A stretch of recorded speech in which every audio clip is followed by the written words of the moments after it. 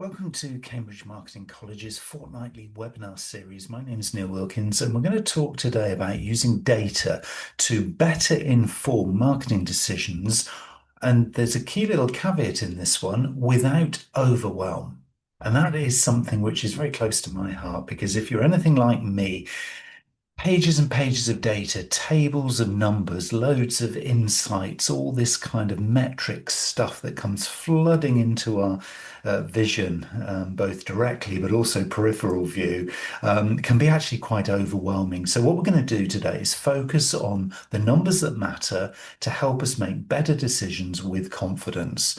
And what's not to like about that? Helping to use data to inform more effective marketing decisions. So I'd like you to just think in just for a very short time, just reflect on when did data last help you decide something clearly? Was there a moment when you saw some numbers, you saw a trend, you saw a graph, and it helped you to make a decision around something? Maybe what you're going to do next, maybe deciding what had actually worked best in a particular campaign, those kinds of things. It's always useful to start with questions. Because when we start to look at data, and as I'm going to share with you, you very, very quickly can see what's called number blindness. So in other words, there are just too many numbers to be able to really both understand, but also to fathom out what is actually the important stuff. So that's what we're going to do here. We're going to look at data. We're going to see how to not become overwhelmed by it and help that data to inform our marketing decisions. So why does this actually matter? Why is it important that we're looking at this today? Well, marketers now have access to more data than we've ever had before. Everything from Google Analytics to social media insights to the advent of AI and all of the processing power that all of these things can have and do can really throw up so many opportunities if we can see through to what's actually important. Because, of course, more data doesn't automatically create more clarity. You know, a lot of people are reporting in their monthly reports or their campaign reports. They're reporting loads of numbers, loads of graphs, tables, all this kind of data. And actually, to most people, that makes no sense whatsoever. So what we're looking to do here is to reduce confusion, reduce kind of hesitation about, well, what am I actually looking at here? So the goal is not more reporting, but better decisions. So actually, wouldn't it be great if in a monthly report or a campaign report, we saw just a small number of pockets of data, maybe some trends, maybe some little things that were actually helping us to then move our game forward? That would be useful, wouldn't it? I know it certainly would be for me. I'd rather not see a whole bunch of data and actually see some stuff that was really powerful, where I could actually look confidently and make decisions and prioritize what's coming next. So that is what we're going to focus on in this session. So the aim of this session is to distinguish data from insight. So there's a big, big difference. A lot of these terms, for those who don't really understand it, are used interchangeably, and they're not. So we have on one side of the equation, we've got information. So we've got data, we've got information, we've got metrics, we've got measurements, we've got, all those kinds of things. And then on the other side of the equation, we've got insights. We've got intelligence, and intelligence and insights are not the same as data. Okay, they are the output of thinking about that data, of making some decisions around that data. And that's what we're looking for here. We're looking to turn data or information into insights or intelligence. So it's this little equation that you're going to hear a lot in this talk, because this is the most fundamental thing that will help us to become clearer and inform our decision making. So we're also going to focus on the metrics that matter. There's a lot of stuff you can measure, but there's only a few things that actually matter. So we're going to try and uncover those and find out what they are. And one of those big things is vanity metrics.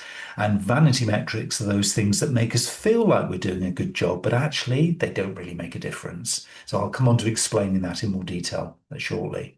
And we're going to use some simple models to help us guide our decision making, the way that we prioritize after we've collected that data. So the gathering of the data, the information is key. And then we're going to use some models that can actually interpret that data and turn it into something that's powerful and useful for us. And then when we communicate findings, we're going to be able to do that more confidently because our decision making will be backed up by this solid evidence. That's really what we're trying to focus on here.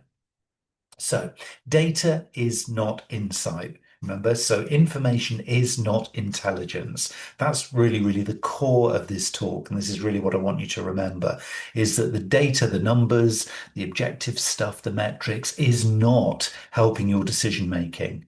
Your decision making is helped by listening to that data, looking at that data, and then trying to interpret it. So a useful sequence here to kind of get your head around this, if this is new to you, is to think, okay, data is the starting point. That is information because it's giving me some information about what's going on. When I think about that information and interpret it, kind of think, what is this telling me? That gives me insight. And from that insight, I can then make a decision. So I've turned that information into intelligence. I've kind of interpreted it, kind of really figured out what is this actually, what does this number really mean? And then from there, I can make a decision. And obviously from that decision, I can take appropriate action and I can see an outcome. So raw numbers are only valuable when they help you to decide what to do next. So I'm hoping that this is going to be the last time you'll ever even consider sending people a whole bunch of numbers. If they ask, oh, how did that campaign go? Or oh, that social media post, how did it perform? And you send them a load of numbers. That's not going to help decision making as to what to do next. And often this is where a lot of organizations get most stuck because that's what they're trading in. That's what they're talking about. And that's really not helpful or useful because, well, what can you do with it? I mean, do you really understand those numbers if you don't work in marketing? And even the marketers, I mean, like me and probably you, don't necessarily understand what those numbers really mean. But if we can interpret them, now we're on to something. So this is a key kind of flow of activity that's really important for us. And often what I start with, because as I say, I can get sort of number overwhelmed when I look at this stuff. And for me, I don't know about you, but for me, it's particularly when I go into something like Google Analytics, where there are literally billions of combinations of data and numbers. And I really kind of struggle to think, okay, well, where am I looking? What am I actually looking for here? But if you start with the end in mind, so start with the decision that you want to take. In other words, which social media channel should I be focusing on next month to drive the most traffic to this landing page? Okay, that could be a decision I need to make. Okay, so by starting with that decision point, I can then go into something like Google Analytics and look and see which social media channels have been pushing, followers or been pushing clicks through to that particular landing page. So I can see what last month's report looked like. So I'm actually now being able to focus in on specific numbers, not just see all the numbers and think, well, what are these numbers telling me? I'm actually looking for patterns. I'm looking for answers. So by starting with the decision, this is called decision-led analysis. It enables you to then think, okay, right, from all these numbers, where is this decision being supported? Oh, it's over there. Look, it's in that bit there. Or it's down there in that table. That's what I'm looking for. It's much more useful to you than platform-led reporting, where, again, Google Analytics, the most powerful web analysis tool that you can find on the planet and has been forever. It will throw up to you and show you so much stuff because it can. I mean, that's why it does it, because it can and it's there. And of course, before you start to use it, it doesn't know what you need. It doesn't know what decisions you're trying to answer or solve. So if you start with the decision, you can then reverse engineer back to finding the numbers that are going to support that decision making. So that's a key one here. And this is about decision usefulness, because information is only going to be useful to you if it improves your decision making. So in practice, something like, say, a short report with relevant metrics is better than a large report with everything included. And think about that. If you're taking this to your line manager or you're taking this to present at a management meeting, And you actually present a short report, short number of slides, and they're powerful, they're really focused, they're really targeted, and they support the decision making of where your business is trying to go, or where the campaigns or where your marketing is focused in the coming months. That is so much more useful, but so much more powerful as well, and actually will be remembered by those you need to influence than actually saying, hey, look at me, I've spent 10 hours doing this hugely bloated report. There's a million things in here, loads of data. Aren't I clever? Well, actually, even just the way I said it, the tone of my voice there was pretty ugly, wasn't it? That's not a good way of doing it. So actually, less is more. So think about, if you're just going to reflect on this for a moment, which metrics in your reporting are interesting but not useful right now? What kind of things are you actually reporting or watching which actually don't support that whole thing of trying to move the game forward? That's going to be really important. And of course, you can only do this if you know what your objectives are. So by starting with some smart objectives, these are going to help you then to understand, well, what are the decisions I'm looking to actually make? So if you know what those decisions are, you can then, if they're smart, you can see that they're specific, measurable, achievable, relevant, and time-bound. Smart decisions come from smart objectives. Because if you're very clear about where you're trying to go, what you're trying to achieve, you then can make some smart decisions, which is based on this smart data and these smart insights. So again, it's not rocket science. When you stop and think about it, it just makes perfect sense, doesn't it? That if you're very clear and precise about what you're focusing on, then the data and the numbers can help you support it. They're not the goal. The goal is your objectives. The goal isn't collecting loads of data.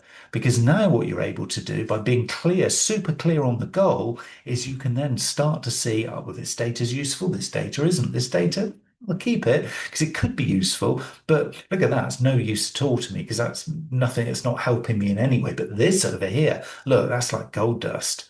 So you can start to then have, from these clear objectives, from those clear decision points that you need to make to achieve those objectives, you can start to get clear data coming through. And what this does is it moves away from, I used this phrase a little earlier, vanity metrics. And what we need here is obviously actionable metrics, metrics that are things like revenue contribution, retention rate, qualified leads, cost per lead, conversion rate, stuff that you can actually work with, not vanity metrics. Page views in isolation, who cares? Follower growth, vanity. It's just pandering to the brand's ego, isn't it? Come on, let's be honest. Number of impressions, number of likes. I mean, that's just the worst one, isn't it? Anybody can just click a button and like. They don't have to be committed in any way. And how is that helping you in your decision making? How is that helping you to achieve your objectives? Well, it's not at all, is it? So we're looking here for actionable metrics. And those actionable metrics help you with your decision making, which help you to achieve your objectives, which helps you to become a strong and powerful marketer. That's what we're after here. So come on, be really honest with yourself. This is a rhetorical question, but you've got to be honest here. Which vanity metrics distract you? Come on, which things do you, come on, be honest, you've got to be honest with yourself. Which ones do you still obsess about? And I'll bet it's number of followers and likes, or the equivalent in whichever platform you're talking about in, say, socials. I bet those things are still on your radar. We're humans, we naturally want to be liked and we want our brands and our products and services to be liked, but are they really helping here? Is this using data properly and smartly to inform marketing decisions? Not really, is it? Doesn't really add into this equation that we're starting to build. So why do we spend so much time and attention on them? Well, it's an ego thing. It helps us to kind of feel like we're making progress, even if we know that from the bottom of our heart that we're not actually not. So vanity versus actionable metrics, a key balance here. This is a big filter in this whole game of using data to inform better marketing decisions. And another thing we can do as a filter is to use the funnel. So when we're talking about the funnel, the customer journey, customer life cycle, whatever you want to call it, this whole journey of your customer from initial awareness through consideration to converting into becoming an actual paying signed up customer to then retaining that customer, hopefully to build loyalty and advocacy, we can use data and organize our data right across that journey or that funnel. So, what are the kinds of things that we would want to be asking here? Because questions that you can ask are at the awareness stage, are we being noticed? Are we actually creating awareness? It's all very well plotting it out, but if we're not actually creating awareness, well, we're not actually doing much of a job here, are we? Are we engaging people? In other words, are people actually considering buying our product or service or signing up for our event or whatever it happens to be in your journey? Are they actually engaging enough? This is engagement in a proper real world sense, not just, oh, look, social media says, well, we've got this number of engagements. No, no, I'm talking about actually in your customer journey. Are they properly engaging? The proper definition of engagement, not the social media, Meta, TikTok, Insta kind of definition. This is your proper definition. Are they actually considering us? And then another question as well, using data, using this information, capturing it, is to provide evidence of conversion. How many, what proportion of people coming through, considering us, actually signed up and actually then did buy? Because that's the conversion point, and that's a key metric for any solid marketer. And are they staying with us? Are they then recommending us to others?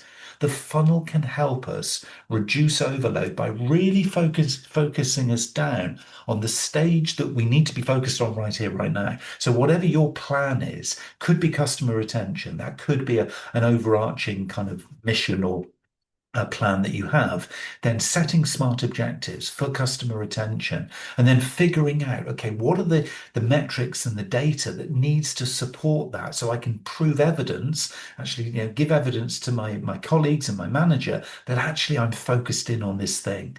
So it's not 1,000 bits of data. It's very focused, targeted data that's supporting our goals and actually what we're looking to do. That's what we're talking about here. And overwhelm, I use this word right at the start. It happens when we're trying to do too much.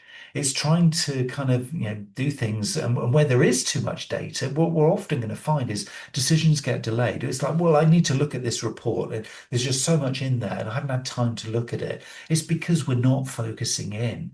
And this is what we get is overwhelm. Maybe we're also defaulting to familiar metrics as well. We've always measured this thing over here. So we're going to continue to do it because we've got these lovely graphs that we like to put out every month just to show what we're doing. And even again, the tone of my voice there is a little bit, oh, did we just do it? That's not a good enough reason now. And I think we're probably going to agree on this one, aren't we? And also focusing on what is easy to measure. A lot of people do that because the social networks, for example, throw us all this data and the reach for a particular post, number of engagements, but how are they defining engagement? The number of click-throughs and this, that, and the other. All of that stuff, isn't necessarily going to really help us if we've set targets and goals that are elsewhere. So let's not default back to stuff that just looks familiar because we see it all the time, or that's just easy to measure because the platform tells us this is what we should be measuring. No, you decide what you want to be measuring. That's the key. This is all about you. And I would suggest starting simple. I mean, a simple kind of reporting model uses three layers, maybe some headline metrics, some diagnostic metrics, and then maybe some exploratory data. So it goes a little bit deeper. So, for example, a headline might show, leads, conversion, and revenue. The diagnostic then goes down to the next level and says, okay, the channel mix and the landing page drop-off data, which basically was supporting these leads, this conversion and this revenue, were these and these. And then maybe if somebody says, well, I'm really interested in this channel mix and this drop-off, then maybe then there's some exploratory data which is actually sitting underneath that. So things like path analysis. How did people arrive at that landing page to then drop off more significantly if they came in this route versus this route? And the heat maps showing where people actually are dropping off because, oh, look, we put the contact us button way, way down the page. Maybe we should have put it higher. So it enables you to start storytelling with your data. I really love this model because, a lot of the time when I'm reporting to clients, it will just be the headline metrics because they don't really understand marketing. So that's why they've got me in to help them and work with them. So I will give them the headline, but just occasionally they'll then come back to me and say, why was that now?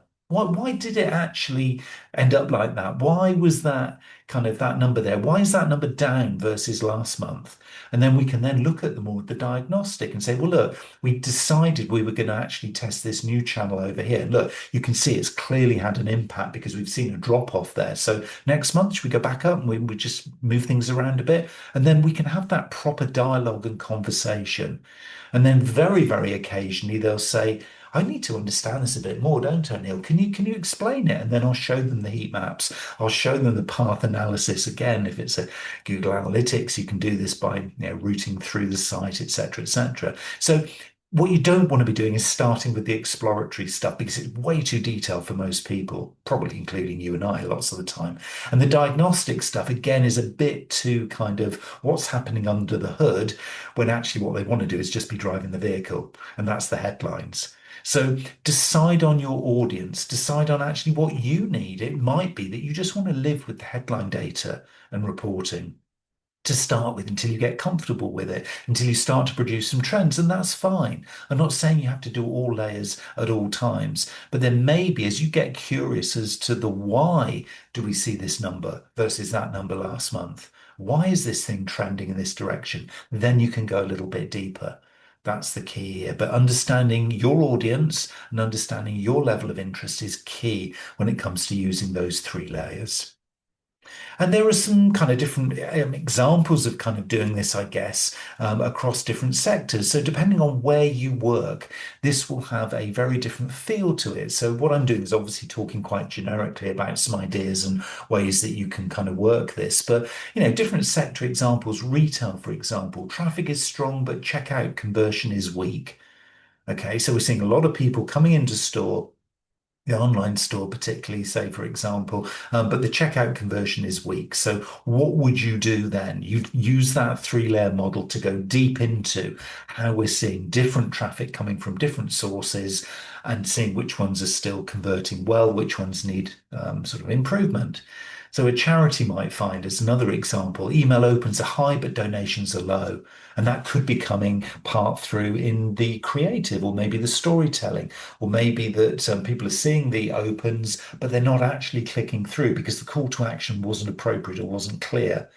So there could be a lot of stuff going on. And obviously, there are many, many other examples that we can find. So the right data depends on the decision, as we're seeing here, not the sector alone. This will impact all of us really significantly. The trick is to kind of really understand what is it I'm looking for? What decisions do I want?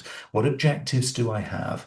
And then I can start to choose the right kinds of metrics. And there's more filters, there's more models and theories for you. Of course, there always is. So I would say be thinking about this stuff. If you start to get curious over the data that you're seeing and you want it to help you make better decisions, is that you can use to choose which metrics are going to support your decision making. You can use a number of different filters. You can use relevance, clarity, actionability, credibility, and timeliness. And if a metric doesn't support the decision clearly, it's probably not a priority. So which of your regular metrics would fail this test in terms of the relevance? Are they kind of really actually supporting the decision making we're trying to make? Are they clear? Are the metrics we're using clear, or are they actually kind of quite undefined? And again, as I said earlier, different social networks mean different things with the same word. So engagement in one social network means a different thing in another one. So the clarity of what you're saying has got to be clear, really, really clear and key. Actionability. Can you actually do stuff with the metrics that you're measuring? I mean, I would imagine probably it's 80-20. I mean, most things in this world are 80-20. 80% of what you're measuring probably gives you 20% of the value, and 20% of what you're measuring probably gives you 80% of the value. So what are those 20% things that are actually actionable? What are those 20% of the things that you measure, the metrics that you gather in all the stuff that you do? Because only 20%. That's not a lot, is it? That's one in five of those things are actually going to help you make better decisions.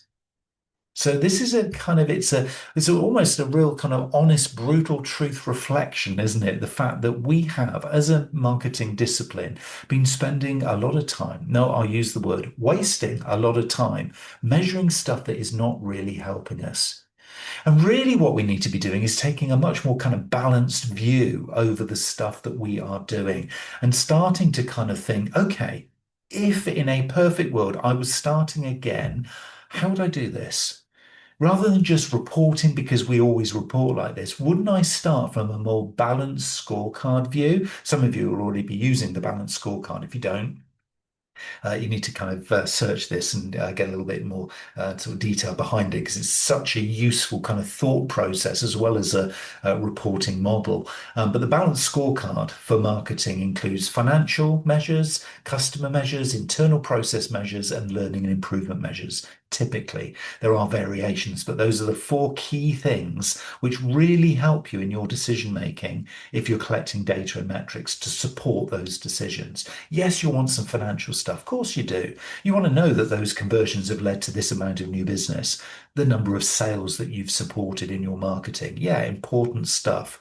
You want to have some measures and metrics for customers. Yeah, things like retention or satisfaction. You want those things. You want those measures. Those are going to be key. They would be, from the first day that we even had marketing metrics, those would have been on the list, wouldn't it? Customer satisfaction and retention, super important. From a process perspective, the kind of things, and again, this is now coming to the fore with the help of AI, the things like campaign speed and scalability, lead response time, for example, the process side of what we do. Or wouldn't it be great to have some metrics to show we're actually getting lots of new business, but we're getting it faster? And it's actually higher quality business. And we're actually able to respond back because of the automation we put in to serving the customer at that point in the journey. Look at these metrics. They're really helping to show that the process is improving, as well as the customer satisfaction and retention, as well as making more money, making more sales. Wow.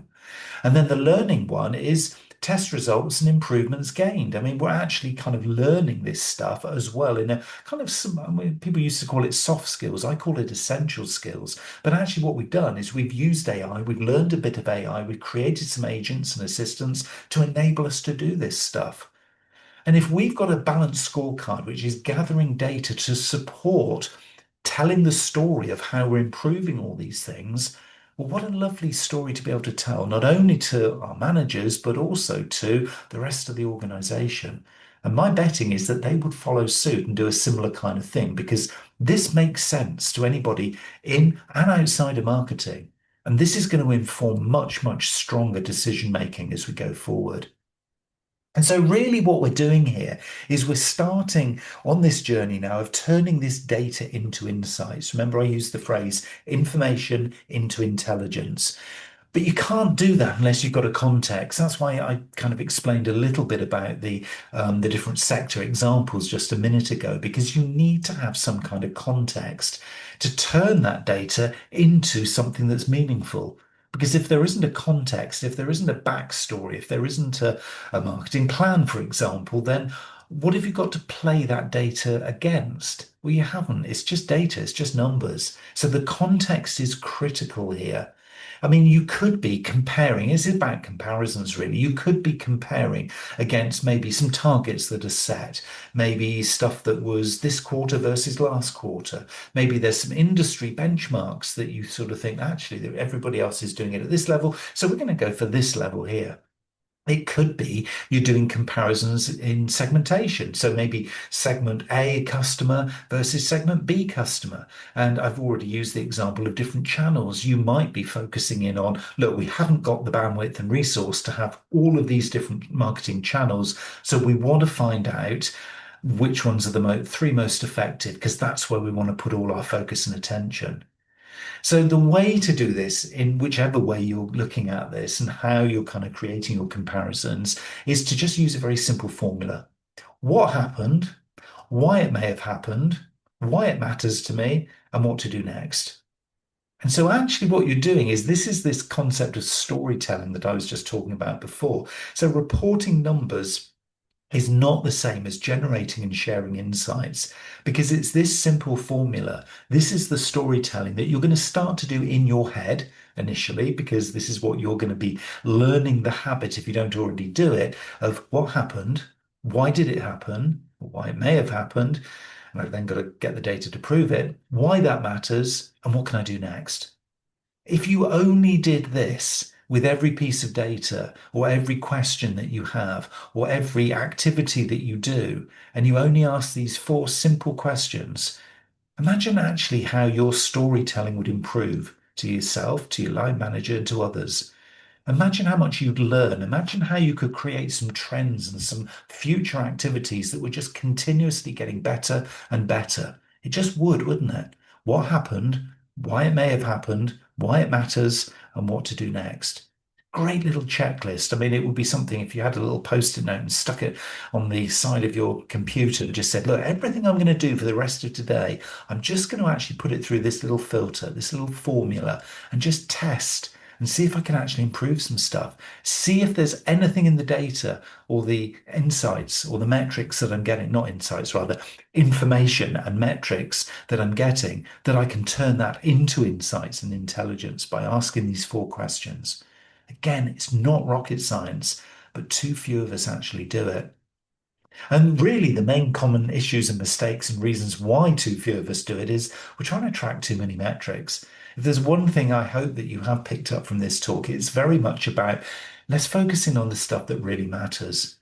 And other people kind of would be saying, well, actually, we measure activity rather than the outcome. So we're really happy with this creative. Look at all this amazing stuff we've created. But we didn't actually measure, monitor kind of what actually happened. We put it out there. So it was an output, but we didn't worry about what happened, the outcome. So I'd like to really encourage you to think, what's the outcome, not what's the output? So whether you're a content creator, junior marketer, all the way through to a chief marketing officer, doesn't matter who you are, focusing on outputs is not the way to answer this question, is it? But outcomes is, and that's what actually happened and what can I learn from it? Another common mistake is ignoring the context. We get swept along by the opportunity of doing stuff.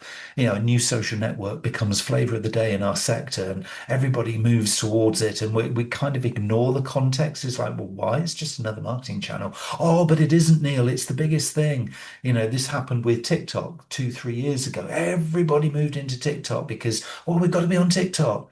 It's like, well, yeah, but only if your customer's there. Only if you're going to get the engagement that enables the click-throughs that actually brings people closer to considering and then purchasing your product or service, then yes, the answer is you probably should. But if that's not the context of your organization or your products and services, don't get swayed by what is happening in the big wide world. And the list goes on. There's going to be a load of other things that we're going to see as mistakes. So, little reflective question for you. Which of these mistakes do you see most often? Collecting data nobody uses, always there, isn't it? And actually, when I go and play clear up with a potential new client, that's often the thing is like they're reporting stuff and you think, but nobody's listening. Yeah, but Neil, we've always done it like that. Possibly not the correct answer. I mean, reacting too quickly to short-term changes. Yeah, we all know that one, don't we? Where suddenly it's like, oh, panic stations, look, this happened. Right, okay, cancel that campaign, cancel that budget, stop using that channel. It's like, hold on a minute. The context is over the last 4 years, this has actually been our second most profitable route to market. And just because we had a bad month, we're not going to suddenly stop. But let's try and get the nuance of what's going on here. A far more considered, planful, capable approach rather than just reacting to short-term changes. So is it that? These mistakes will be happening and just knowing they're there, not beating yourself up for the fact that, oh, yeah, actually, we do all six of those things. 6 examples, 6 common mistakes. Yep, we do all six. It's not about beating yourself up and actually judging. It's about saying, okay, now we know that that's what's going on, but we also know there's an alternative. And that's the key here. Remember this phrase, continuous improvement. It's not about beating yourself up and judging. It's about saying, we need to learn from this point onwards, wherever our starting point is. That's key.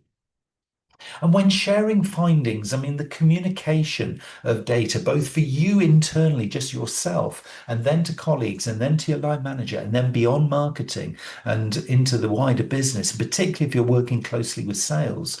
What we're needing to do here is to start sharing findings in the context of what matters to the business.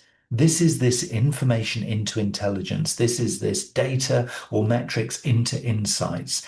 So the things that we can do here is lead with the business question, show only the key measures, use plain language, explain why it matters, and importantly, recommend a next step.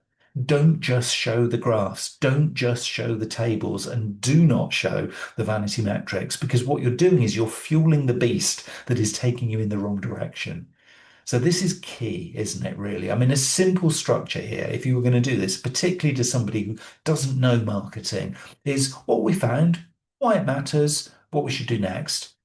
And if they want to go deeper, much as I talked about the heat maps and going deeper into the analysis of why, if they're curious, then great, take them on a deeper dive. But most people won't be. Most of them would feel that, that's enough, that's fine. Yeah, you show me, you've got some data behind it. Yeah, fine, just go do it is going to probably be the answer. So, what we found, why it matters, what we should do next in the context of delivering against the higher level marketing and or business objectives. That's the key because that's the context that makes this thing really practical and really useful as a business process. Because what's going to happen then is that you and all these other people who are seeing this information presented as intelligence to help them with decision making, what they're going to be able to do is work through in their own minds or in your own mind as you start this out, a practical decision framework.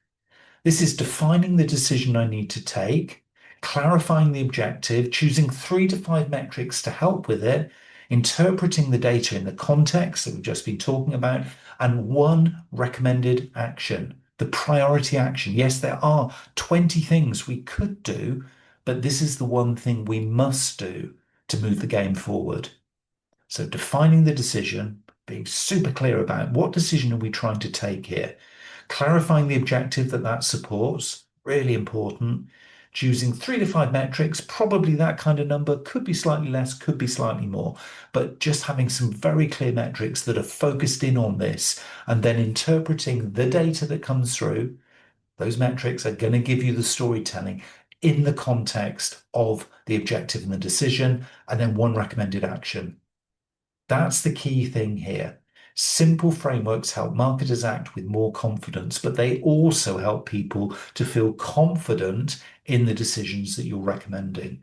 Because generally, most marketing decisions are not in isolation. They're not just a marketing decision. They have customer support, they have HR, they have operations, they have sales impacts as well. So we need to be confident, but also share that confidence so that others feel confident in it too. And this is a great framework that people, even if you were to not use this directly, but actually have this as your kind of unwritten subtitles, if you like, in the story that you tell, this will give confidence because if you look at it and you read it in this kind of order, it's like, well, yeah, that just kind of makes sense, doesn't it?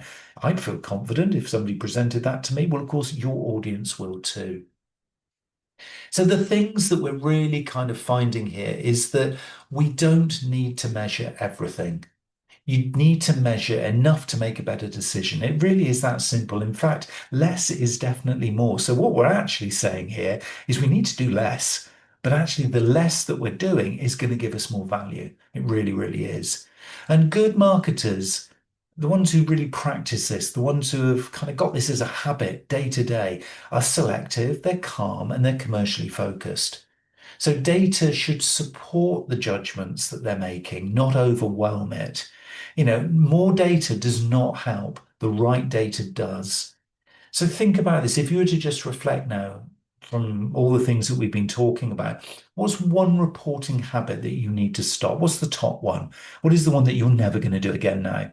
Now you know this stuff. Now this stuff hopefully, really rings true and makes sense to you in your situation, which is the one thing you definitely need to stop. And actually, you're going to commit maybe to not doing again from now. And I say, obviously, the flip side is which one thing are you definitely going to be taking away and actually doing? because it's really, really key. It's really, really important. And I would say to you, which metrics do you rely on most?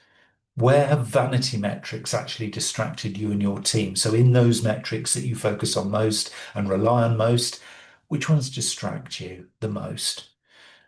Key to the thinking here in this reflection is what decisions are you trying to improve right now? And as I say, maybe just choose one or two and think, in fact, actually, you could even start with one and say, well, okay, if I had to just choose one now, Neil, one decision that I want to really improve right now and actually underpin with some really solid data, well, it's this one. And also, the fourth question then is how could you simplify your reporting? We've looked at balanced scorecard, we've looked at a number of different frameworks. Which ones of those, if you were to kind of think back and maybe press pause and go back if you're watching this on catch up and actually go back and just really reflect on the reporting, the sharing, the storytelling of this in data to inform your marketing decisions, which one kind of would really resonate with you the most? And also, what would a more useful dashboard look like? And I think hopefully we're all in agreement now that it wouldn't look big and complicated. It wouldn't be a big long report. It's probably something super simple that's got the overarching smart objective at the top and maybe some kind of insights in there that actually are kind of the interpretations of the data. Maybe some little click throughs if it was an electronic version that goes through to some reports. If somebody just did want to go deeper, but they probably won't, and they probably aren't going to use it, but it's just there in case. And then this one recommended action, that's the key, isn't it? On the dashboard, you've got to be doing super confident recommendations for the next step. So practical activity that you could do, and I think this might be a great sort of, stepping off point from now knowing all of this stuff, is if you choose one current marketing objective, then you answer, what decision do I need to make based around this marketing objective? Which 3 to 5 metrics matter most to help me with that decision? Which metrics can be ignored for now? They might be there to help in the distant time if this is a big project or something like that. But for now, it's just these 3 to 5. And then what should happen next? That's the key. What should happen next? It's kind of not decision making if you don't make a decision. It's not closure if you don't close it. It's not, okay, there's the priority action if you haven't actually prioritized. So you've got to sign this off. You've got to finish the process because if all you do is just strip out vanity metrics, you haven't really achieved this beautiful opportunity that's presenting itself to you. So I would say choose one current marketing objective and answer those 4 questions. And then you're going to be in a really strong position, I think, to really kind of embed this as a really, really good habit. So, just some closing thoughts for you as we round off this session. Clarity beats complexity.